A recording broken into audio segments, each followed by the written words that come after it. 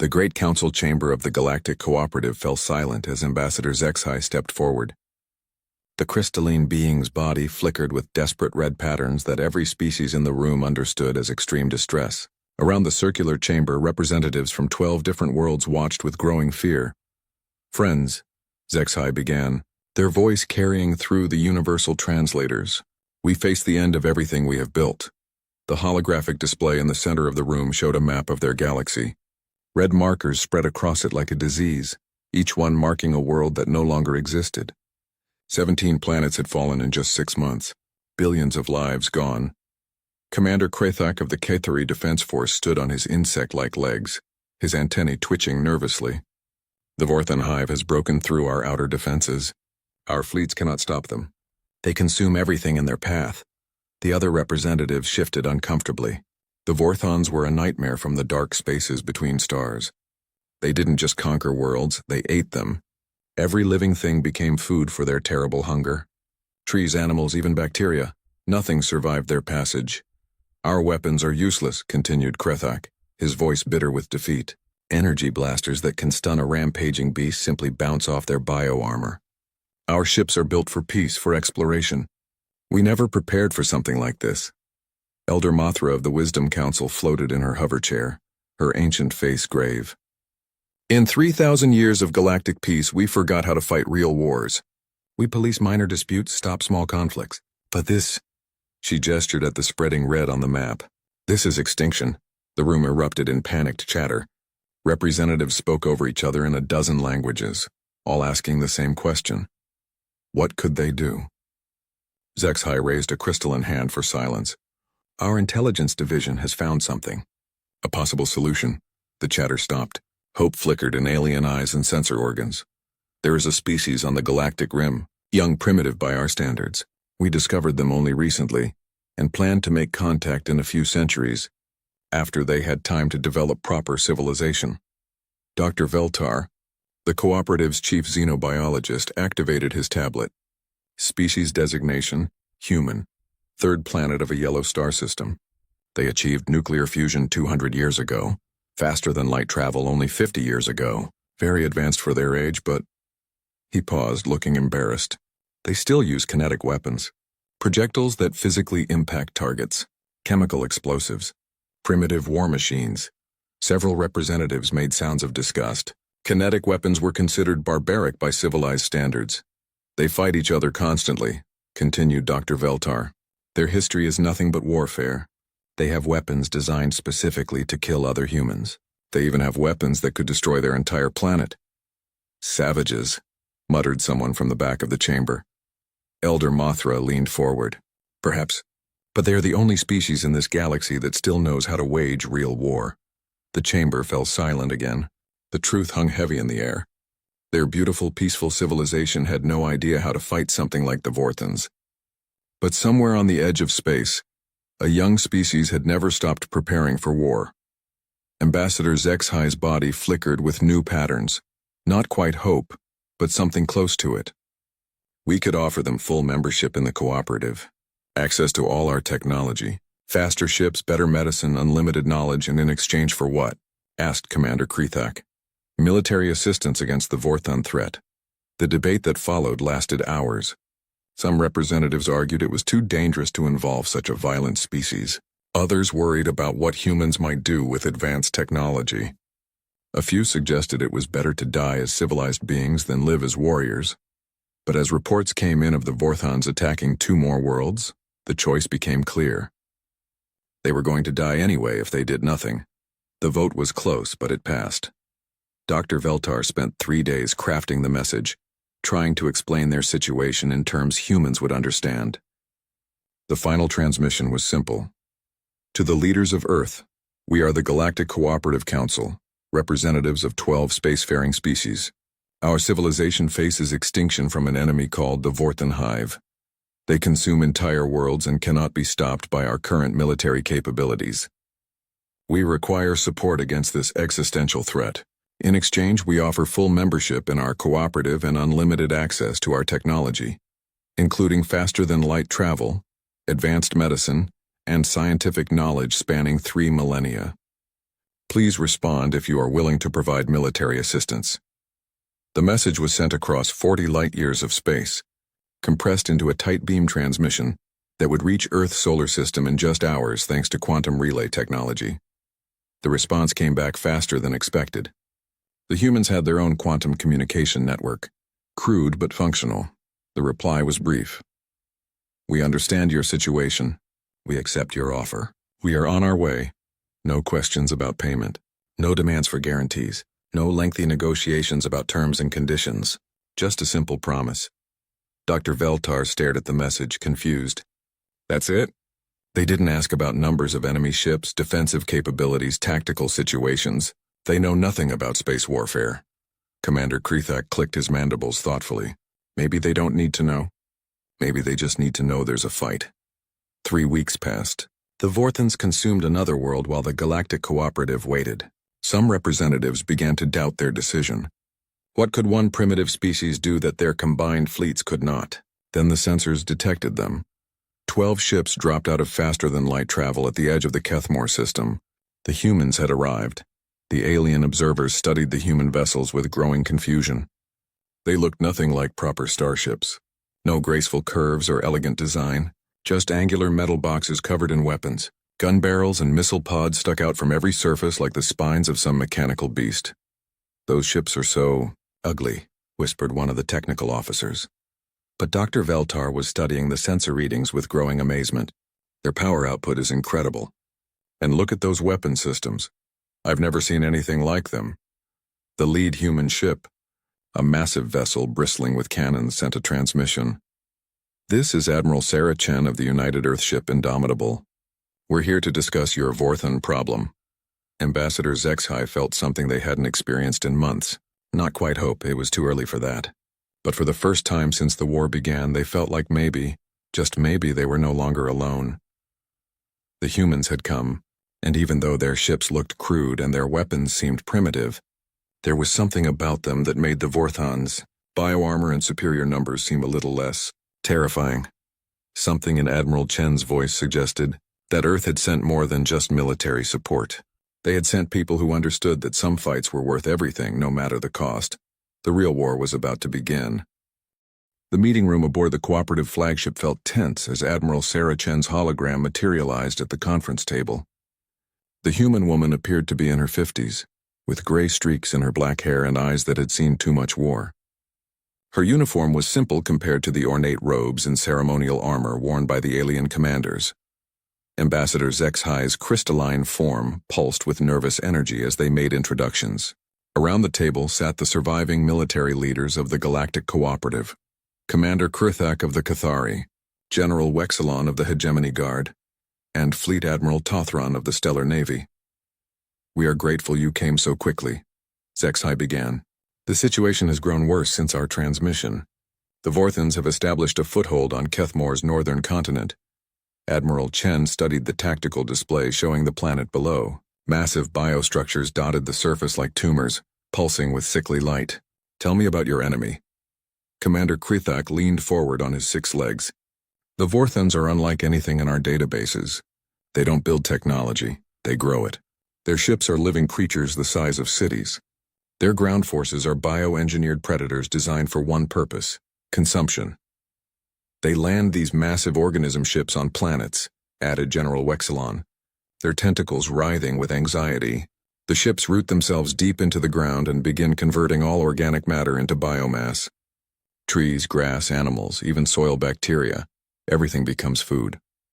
Fleet Admiral Tothron activated a recording that made several officers look away. This is what happened on Veltara. The hologram showed a world being slowly digested. The green continents turned brown, then black, as the Vorthan biostructures spread like cancer across the surface. How long does the process take? Chen asked, her voice steady. 6 months for a planet this size, Krethak replied. They work slowly, methodically. By the time they finish, nothing remains but bare rock. Admiral Chen nodded, taking notes on a simple paper pad. The aliens found this primitive habit strange. Why not use digital storage? What about your military response? The alien commanders exchanged uncomfortable glances. General Wexelon spoke first. Our weapons are designed for peacekeeping operations. Energy blasters that can stun or disable. Non-lethal force fields. Weapons meant to stop conflicts, not destroy enemies. We tried everything, Krthak added bitterly. Our most powerful plasma cannons barely scratch their bioarmor. Their ships heal damage faster than we can inflict it. Chen looked up from her notes. You've been fighting them for how long? 8 months. We've lost 17 worlds and most of our fleet. And in all that time, you've killed how many of them? The silence stretched uncomfortably. Finally, Fleet Admiral Tothron answered, We don't know. Our sensors can't tell if they're dead or just wounded. They don't seem to stay down. Admiral Chen set down her pen and looked at each alien commander in turn. Let me understand this correctly. You've been in a war for 8 months and you don't know if you've killed a single enemy? Our weapons aren't designed to kill, Zexai said defensively. We are a peaceful civilization. We resolve conflicts through diplomacy and non-violent means. The Vorthans aren't interested in diplomacy, Chen replied. They're interested in eating you. She stood and walked to the tactical display, studying the biostructures on Kethmore's surface. You asked for support. What exactly did you have in mind? Commander Krthak's antennae twitched hopefully. We need you to help cover our evacuation ships. Your kinetic weapons might buy us enough time to save more civilians from the planet. Admiral Chen turned back to face them, and something in her expression made the aliens nervous. Commander, we didn't travel 40 light years to run support for an evacuation. We came here to solve your Vorthan problem. Admiral, General Wexelon's tentacles curled with confusion. Perhaps you don't understand the scale of the threat. Intelligence reports indicate over 300 Vorthan biovessels in this system. Your fleet has 12 ships. I understand perfectly, Chen replied. You're outnumbered 25-1. Your weapons don't work. You're losing planets faster than you can evacuate them. She paused. You wanted support. We're delivering shock and awe. Fleet Admiral Tothron leaned back in confusion. Shock and awe? It's a human military doctrine, Chen explained. Rapid dominance through overwhelming force and psychological impact. The goal isn't just to defeat the enemy. It's to destroy their will to fight. Krthak's mandibles clicked nervously. Admiral, with respect, how can 12 ships achieve what our combined fleets could not? Chen smiled, and the expression was not entirely reassuring. Because you've been fighting the wrong kind of war. You're trying to be civilized against an enemy that doesn't understand civilization. You're using non-lethal weapons against something that wants to eat you. She activated her own tactical display, showing the human fleet positions. We've been studying your combat records during our journey here.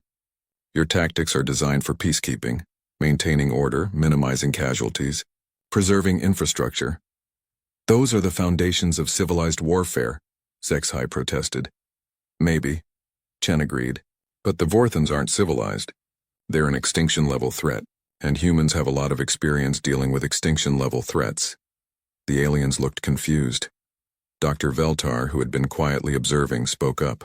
Admiral, our records show humans have never faced anything like the Vorthans. Chen's smile became grimmer. No, but we've spent our entire history fighting the most dangerous predator in our galaxy. Each other. Every weapon we've built, every tactic we've developed, every strategy we've tested. It was all designed to kill other humans. And humans are very, very good at killing. She turned back to the tactical display. You've been treating this like a police action, trying to minimize damage and casualties. We're going to treat it like what it is, total war. The kind where only one side survives. Commander Krthak shifted uncomfortably. What exactly does that mean? It means we're going to do things that will probably horrify you, Chen said matter-of-factly. We're going to target their food supplies, their reproduction sites, their command structures. We're going to use weapons you consider barbaric. We're going to fight dirty, hit them where they're weak, and keep hitting until they're all dead. The silence in the room was deafening. Finally, Ambassador Zexai asked, And if your approach fails? Admiral Chen checked her chronometer. Then we'll die trying. But the thing about humans is, we're really bad at knowing when to quit. She looked around the table at the nervous alien faces. You asked for military support? That's what we do. We support our allies by eliminating their enemies. All of them. She began shutting down her hologram projector. I suggest you pull your ships back to minimum safe distance. What we're about to do is going to get messy. As the hologram faded, the last thing the aliens heard was Admiral Chen's voice. All human ships. This is indomitable. Execute Operation Deathblow. Let's show these parasites what happens when they threaten our friends. The aliens sat in stunned silence, suddenly understanding that they had invited something into their galaxy that might be more dangerous than the Vorthons themselves. But as alarms began blaring throughout their ship, announcing another Vorthon attack, they realized they were about to find out if human brutality could save them all. The human attack began at dawn, and nothing the aliens had seen in 3,000 years of galactic peace had prepared them for it. From the observation deck of the cooperative flagship, Commander Krithak watched through his compound eyes as the human fleet spread out in what appeared to be a chaotic formation. No elegant battle lines, no ceremonial positioning, just 12 ugly metal ships moving like predators stalking prey. "They're launching fighters," reported Lieutenant Vexta from the sensor station. Karthak looked at the tactical display and felt his antennae twitch with confusion. Fighters? Those are tiny ships. One pilot each, maybe two. What can they possibly accomplish against bio-vessels the size of cities? His question was answered within minutes. The human fighters moved unlike anything in the cooperative database. Instead of the careful defensive patterns used by civilized species, they flew in aggressive swarms, diving and weaving around the massive Vorthon bioships like angry insects. Their weapons, primitive kinetic cannons and chemical explosive missiles, began punching holes in bioarmor that had shrugged off the most powerful energy weapons. "How are they penetrating the carapace?" asked Dr. Veltar, who was monitoring from the science station. "Impact velocity," replied the sensor operator, their voice filled with disbelief. "They're moving at speeds that should tear their ships apart. The kinetic energy alone is enormous." But the real shock came when the human fighters began ramming attacks. Did that pilot just fly directly into the bioship? Krithak stared at the display in horror as a human fighter deliberately crashed into a Vorthon nerve cluster, the explosion taking out both the pilot and a critical enemy system. Confirming deliberate collision, the sensor operator reported. The human pilot aimed for the brainstem equivalent. Both destroyed. More fighters followed the same pattern. Not all of them. The humans weren't suicidal. But when conventional attacks failed, human pilots would simply drive their ships into critical targets like living missiles. "This is insane," whispered Dr. Veltar. "No civilized species would sacrifice pilots like this." Admiral Chen's voice crackled over the communication system. "Cooperative flagship, this is indomitable. We're beginning orbital bombardment of planetary targets. Recommend you maintain current distance." Krathak opened a channel. "Admiral, there are still civilians on that planet. Millions of them in the southern cities. Confirmed. We've identified all civilian population centers. They're not being targeted. Then what are you bombing?" The answer came in the form of massive explosions across Kethmore's northern continent. But instead of targeting the Vorthon biostructures directly, the humans were hitting everything around them. Forests that the Vorthons were harvesting for biomass vanished in nuclear fire. Rivers that fed the biostructures were poisoned with chemical weapons. Even the soil itself was being sterilized with some kind of molecular weapon. "They're destroying the food supply," Dr. Veltar realized with growing amazement. On the planet's surface, the Vorthon biostructures began showing signs of distress. Their pulsing lights grew erratic as they're feeding. Tentacles found nothing but poisoned earth and radioactive ash, but the humans weren't finished. Drop. Ships began launching from the human fleet. Crude, angular craft that dove toward the planet like falling meteors. They crashed through the atmosphere with no regard for stealth or safety, landing hard in clearings near Vorthon positions. "They're landing troops," Krithak reported, his voice filled with disbelief. "On the planet, with active Vorthon ground forces." "That's suicide," said General Wexlon, who had arrived on the observation deck. "Vorthons can infect other species with their larvae. Any creature that gets too close becomes a host for their young." Through the ship's powerful telescopes, they watched human soldiers pour out of the dropships. These weren't the elegant energy shield-protected peacekeepers of the cooperative forces. These were warriors in heavy armor, carrying weapons that looked designed for one purpose: killing. The humans advanced on Vorthon positions with tactics that violated every rule of civilized warfare. They used chemical weapons that specifically targeted Vorthon respiratory systems. They deployed area denial weapons that made entire regions uninhabitable. Most shocking of all, they fought at close range, engaging Vorthons in hand-to-hand combat with weapons that could cut through bioarmor. "How are they not getting infected?" asked Dr. Veltar. The answer came from intercepted human military communications. The humans had spent their journey to Kethmore analyzing captured Vorthan biomatter and developing countermeasures. Their armor was lined with materials toxic to Vorthan larvae. Their weapons were coated with chemicals that neutralized Vorthan biological agents. They planned for this, Krithak realized. They studied the enemy during their approach and developed specific countermeasures. But what truly amazed the watching aliens was how the humans fought. When a soldier was wounded, their comrades didn't retreat. They fought harder. When a position was overrun, the humans didn't surrender. They detonated explosives that killed both themselves and their attackers. When facing impossible odds, the humans didn't ask for quarter. They charged forward screaming battle cries that made the Vorthons hesitate. "Their tactical doctrine is completely different from ours," observed General Wexlon. "We fight to minimize casualties and preserve life. They fight to achieve objectives regardless of cost." Admiral Chen's voice came over the communication system again. "Cooperative flagship, be advised. We're detecting Vorthon reinforcements approaching from the outer system. Recommend you evacuate civilian ships to minimum safe distance." "Admiral," Krithak responded, "our sensors show over 50 bioships incoming. You'll be outnumbered 4-1. Acknowledged. We're redeploying to intercept." The aliens watched in fascination as the human fleet moved to engage the incoming Vorthons. But instead of forming defensive lines or seeking advantageous positions, the humans did something that defied all military logic. They charged straight at the enemy. The space battle that followed was unlike anything in recorded galactic history. Human ships moved with reckless aggression, trading armor and hull integrity for positioning and firepower. They used their own vessels as shields, sacrificing smaller ships to protect larger ones. They detonated damaged ships as improvised bombs when enemy biovessels got too close. "They're not trying to win cleanly," Dr. Veltar observed with growing understanding. "They're trying to hurt the enemy as much as possible before they die." But the humans weren't dying. Against all odds, their brutal tactics were working. Vorthan bioships evolved for overwhelming weaker opponents, found themselves facing an enemy that hit back with equal savagery. The biological armor that protected them from energy weapons was being torn apart by kinetic rounds fired at velocities that physics said should be impossible. "How are their ships generating so much power?" asked the sensor operator. Dr. Veltar was studying the readings with growing amazement. "They're running their reactors at dangerous levels. Any civilized species would consider those power outputs suicidal." "Maybe that's the point," Krethak said quietly. "Maybe being civilized is what made us weak." On the planet below, human ground forces were achieving the impossible. They weren't just holding their positions against Vorthon attacks. They were advancing.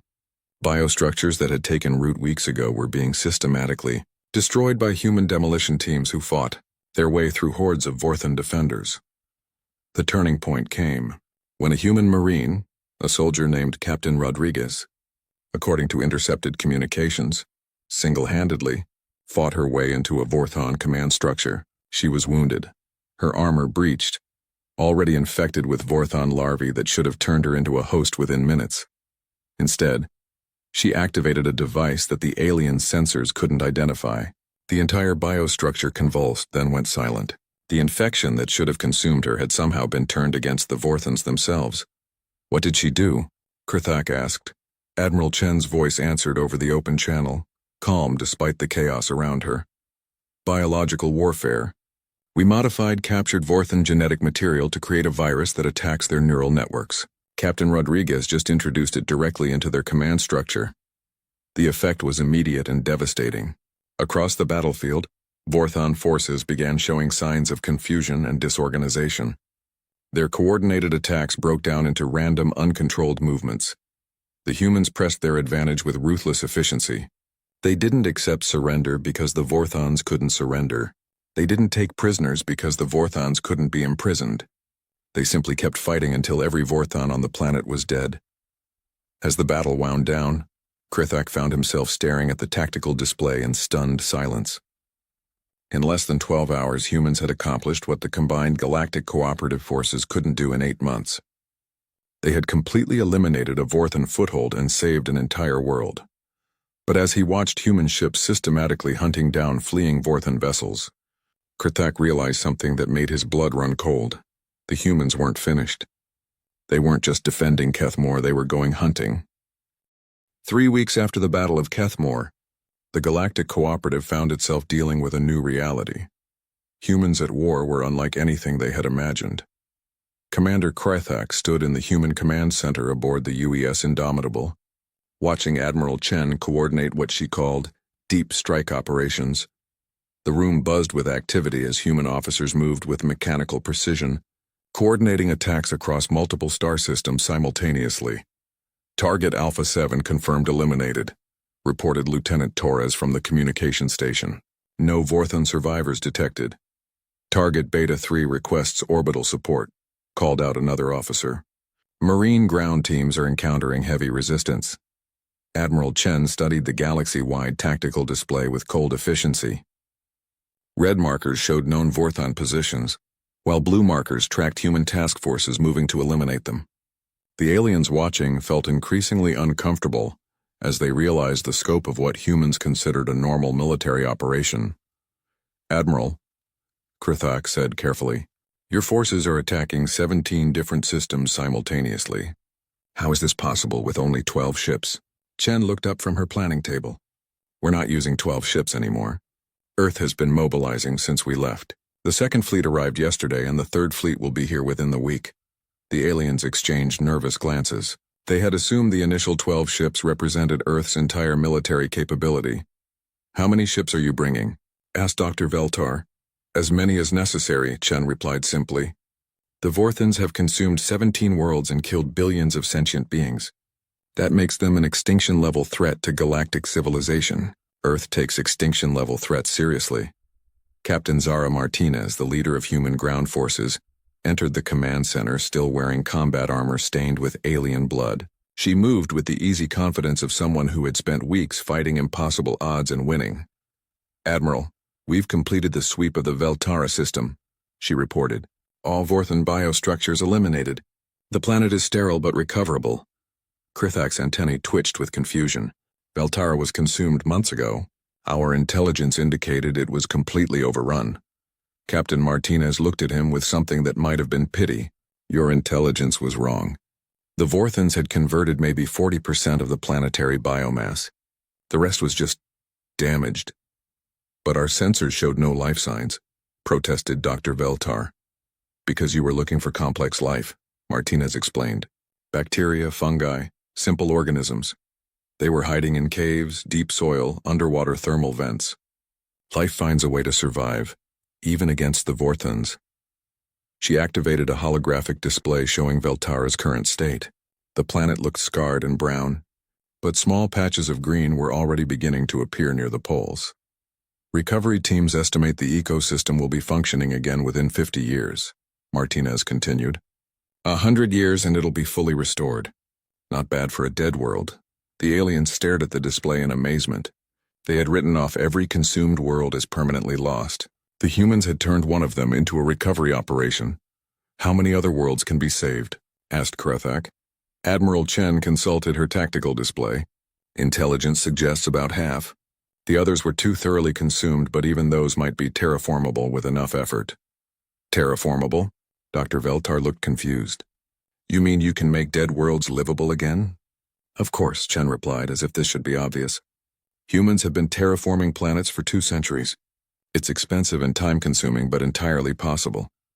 The casual way she said it sent chills through the alien observers. These humans weren't just warriors. They were world builders on a scale the Cooperative had never imagined. Admiral, Lieutenant Torres called out. We're receiving a priority transmission from Task Force Gamma. They've located what appears to be a Vorthon queenship. The command center fell silent. Queenships were theoretical, massive biovessels that supposedly controlled entire Vorthon fleets. No one had ever confirmed their existence. Location? Chen asked. Kepler 442 system approximately 30 light-years from here. The ship is the size of a moon and appears to be coordinating Vorthon operations across this entire galactic sector. Admiral Chen studied the data for a moment, then made a decision that horrified the watching aliens. Signal Task Force Gamma to maintain distance and continue observation. We're going after it. Admiral, Krythak protested, a queenship would be defended by hundreds of biovessels. Even with your reinforcements, you'd be outnumbered 50-1. Chen smiled, and the expression made the aliens nervous. Commander, you're still thinking like you're fighting a defensive war. We're not trying to survive contact with the Queen ship. We're going to kill it. Captain Martinez grinned. About time. I was getting bored with the small stuff. Over the next week, the aliens watched in fascination and growing horror as humans demonstrated their approach to impossible odds. Instead of massing their fleets for a direct assault, they began what they called asymmetric warfare. Human ships appeared throughout the Kepler 442 system, but not where the Vorthans expected them. They attacked supply convoys, communication nodes, and isolated outposts. They used guerrilla tactics that the Vorthans, evolved for direct confrontation, couldn't effectively counter. They're not trying to defeat the enemy fleet, Krithak realized as he watched the tactical display. They're trying to make it ineffective. Exactly, Admiral Chen confirmed. The Queen ship controls its fleet through bio-neural links. We're systematically destroying those links, isolating it from its defenders. The breakthrough came when human scientists working with captured Vorthan biomatter developed something they called a neural virus. Unlike the biological weapon used on Kethmore, this was specifically designed to attack the quantum entanglement networks that Vorthon organisms used for long-range communication. You can sever their hive-mind connection? Dr. Veltar asked in amazement. Better than that, replied Dr. Sarah Kim, the human xenobiologist. We can turn it against them. The virus doesn't just cut communication. It sends false signals, makes them think their queen is giving orders that she isn't. The final assault on the Queen ship was unlike anything in recorded military history. The humans didn't attack it directly.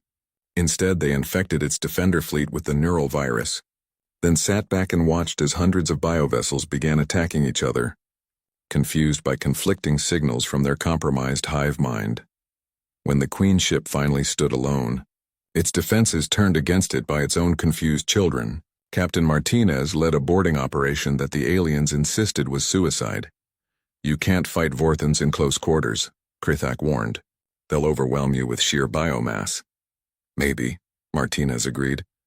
But we've been studying Vorthon biology for months now. We know their weak points. The boarding operation lasted 18 hours. The aliens monitoring from orbit listened to radio chatter that painted a picture of combat so intense and brutal that several representatives left the observation deck in distress. But when it was over, Captain Martinez's voice came through the communication system. Tired but triumphant. Admiral, this is Martinez. The Queen is dead. Repeat, the target is eliminated. The effect was immediate and galaxy-wide. Across 17 star systems, Vorthan biovessels suddenly went dark. Without their Queen's coordination, the hive mind network collapsed. Individual Vorthan organisms, evolved to follow central commands, found themselves unable to function independently. Within days, human task forces were reporting the same thing from every Vorthan-occupied system: complete enemy collapse. They're not fighting back, reported one confused Marine captain. They're just sitting there. Like they don't know what to do. Admiral Chen's response was characteristically direct. Then kill them while they're confused. All of them. And that's exactly what the humans did. By the end of the month, the Vorthan hive, a threat that had terrorized the galaxy for generations, was extinct. Not defeated, not contained, not driven back to the dark spaces between stars. Extinct, every bioship destroyed. Every ground force eliminated. Every trace of Vorthon presence in the galaxy systematically hunted down and eradicated. The aliens who had asked for support found themselves staring at a galaxy suddenly, eerily quiet. The red markers that had spread like cancer across their star charts were gone. All of them. It's over, whispered Ambassador Zexhai, their crystalline form flickering with disbelief. They're all dead. Admiral Chen, cleaning her sidearm with methodical precision, looked up at the alien representatives gathered in her ready room. Did you expect anything else? She asked. You told us they were an extinction-level threat to galactic civilization. Humans take extinction-level threats very seriously. Krithak found his voice. But the scale of it? Hunting them across the entire galaxy. Commander, Chen said quietly, for most of human history, we only had each other to fight. We got very good at total war, very good at making sure our enemies never threaten anyone again. She holstered her weapon and stood. The galaxy is safe now. The Vorthans will never hurt anyone again. Isn't that what you wanted? The aliens realized they had no answer for that. It was exactly what they had wanted. They just hadn't understood what it would look like when humans deli 6 months after the extinction of the Vorthan hive. The Galactic Cooperative Council convened for the first time in their new reality. The Great Council chamber looked the same, but everything had changed. At the circular table where once only alien representatives sat, humans now occupied seats as full members of the galactic community.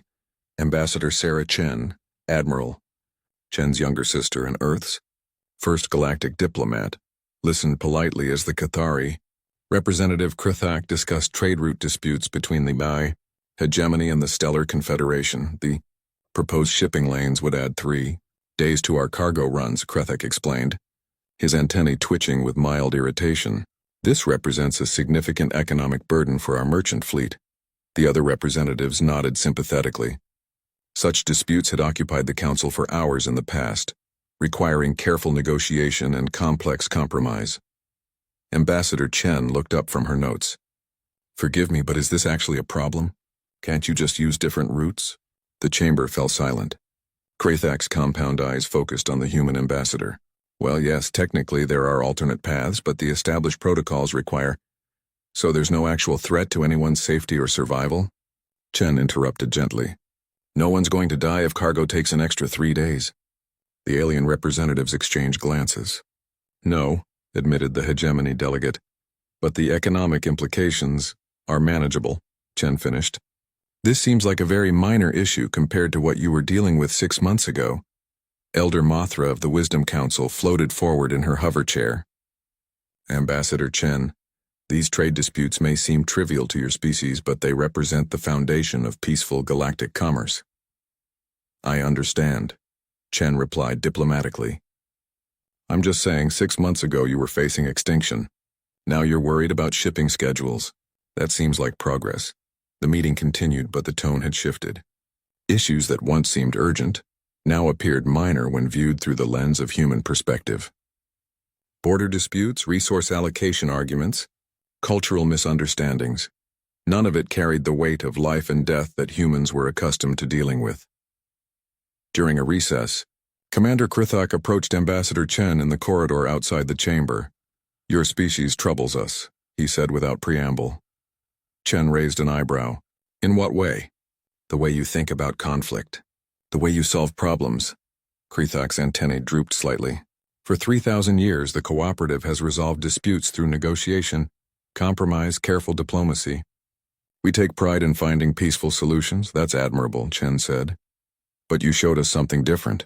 You showed us that some problems don't have peaceful solutions, that sometimes the only answer is complete total victory over your enemy. Chen considered this carefully. The Vorthans didn't leave you much choice. They couldn't be reasoned with, couldn't be negotiated with. They existed only to consume. Sometimes peaceful species need warriors to protect them. That's what frightens us, Krithak admitted. We asked for support and you gave us something we'd never seen before. Absolute security. The Vorthans are gone. Not just defeated, but extinct. No one in the galaxy will ever face that threat again. Isn't that good? Yes, Krithak said slowly. But it makes us wonder what other problems you might solve with the same thoroughness. Their conversation was interrupted by Dr. Veltar, who approached with a data tablet clutched in his tentacles. Ambassador Chen, I have the preliminary reports from the planetary recovery operations. Your terraforming teams have exceeded all projections. Chen accepted the tablet and scrolled through the data. Veltar is looking good. Full ecosystem restoration ahead of schedule. The other worlds? 7 of the consumed planets will be fully habitable within 50 years, Dr. Veltar reported with amazement. 3 more within a century. We thought those worlds were lost forever. Life is resilient, Chen said. It just needs help sometimes. But the scale of it, Dr. Veltar continued. Your species has committed to a 1,000-year terraforming project. The resources, the planning, the sheer determination required. It's what we do. Chen replied simply. We fix things. We protect things. We make sure the galaxy is safe for everyone. Later that evening, in the human delegation's quarters aboard the station, Ambassador Chen met with General Harrison, the commander of the newly formed Human Defense Corps. How are the recruitment efforts going? She asked. Better than expected, Harrison replied. Every cooperative species has volunteers wanting to join the Corps. They want to learn human military doctrine. And our people? Adapting well. The alien technologies are impressive. Their sensors and communications are centuries ahead of ours, but they're learning that technology isn't everything in warfare. Chen nodded. What about the patrol schedules? Harrison activated a holographic map of the galaxy. Blue markers showed Human Defense Corps ships stationed throughout cooperative space. We've got coverage on all major shipping lanes and population centers. If anything like the Vorthans shows up again, we'll know about it within hours. Good. The last thing we want is another species like the Vorthans catching everyone off guard. About that, Harrison said carefully, there's been some discussion among the alien leadership about our thoroughness in dealing with threats. Chen sighed. They're scared of us, can you blame them? We wiped out an entire species in 6 months. Even I find that a little disturbing when I think about it. The Vorthans weren't people, General. They were a galactic plague. You don't cure cancer by negotiating with it. I know, and I agree with what we did. But the aliens have a point. We do solve problems very permanently. Chen walked to the viewport and looked out at the stars. Somewhere out there, human ships patrolled the darkness, ensuring that no threat could emerge undetected. Other human teams worked on dead worlds, bringing them back to life through sheer determination and advanced technology. General, for most of human history, we were alone. We only had ourselves to protect. Now we have something bigger. A whole galaxy full of species that never learned how to fight real wars. They're peaceful, creative, intelligent beings who deserve to live without fear. She turned back to face him. Yes, we solve problems permanently. That's what you do when the alternative is extinction. These species asked for support and we delivered shock and awe. But more than that, we delivered security they never thought possible. The aliens worry about what happens if we decide they're a problem, Harrison pointed out. Chen smiled, but there was steel in her expression. Then they shouldn't become a problem. The galaxy is big enough for everyone as long as everyone wants peace. 3 weeks later, the first major test of the new galactic order came when long-range sensors detected an unknown fleet approaching from outside the galaxy. The ships were unlike anything in the databases, angular, aggressive-looking vessels that refused to respond to communication attempts. The Cooperative Council went into emergency session, and for the first time in months, the old panic began to creep back into their voices. Unknown fleet, approximately 40 vessels, approaching the outer rim colonies, reported the sensor technician. Estimated arrival in 72 hours. Are they hostile? Asked Elder Mothra. Unknown. They're not responding to our hails. Ambassador Chen stood calmly. General Harrison, how long to get a task force to the intercept point? Human Defense Corps ships are already moving into position, Harrison replied. We'll have overwhelming force advantage within 24 hours. Krethak looked nervous. What if they're peaceful? What if this is just a misunderstanding? Chen's expression didn't change. Then they'll have nothing to worry about. We'll make contact, determine their intentions, and proceed accordingly. And if they're not peaceful? Admiral Sarah Chen's voice came over the communication system from her flagship. Then they'll learn what happened to the last species that threatened galactic security. The galaxy has guardians now. We protect our friends. The unknown fleet was met at the galactic rim by Human Defense Corps vessels, sleek ships that combined human military doctrine with alien technology. The encounter lasted exactly 17 minutes. The unknown vessels were scouts from a conquering empire that had consumed 3 other galaxies. They came expecting to find primitive civilizations ready for harvest. Instead, they found humans. The few ships that survived long enough to send a message back to their empire carried a simple warning. This galaxy was protected by warriors who did not accept surrender, did not show mercy to those who threatened innocent life, and would pursue any aggressor to the ends of the universe if necessary. Back in the Cooperative Council chamber, the representatives sat in stunned silence as they received the after-action reports. The entire scout fleet? Whispered Dr. Veltar. Completely eliminated, confirmed General Harrison. No survivors. We've also deployed long-range sensor buoys to monitor for any follow-up incursions. Ambassador Chen addressed the chamber. The galaxy remains secure. Any species that wants to live in peace has nothing to fear. Any species that threatens that peace will be dealt with accordingly. Krethak found his voice. You make it sound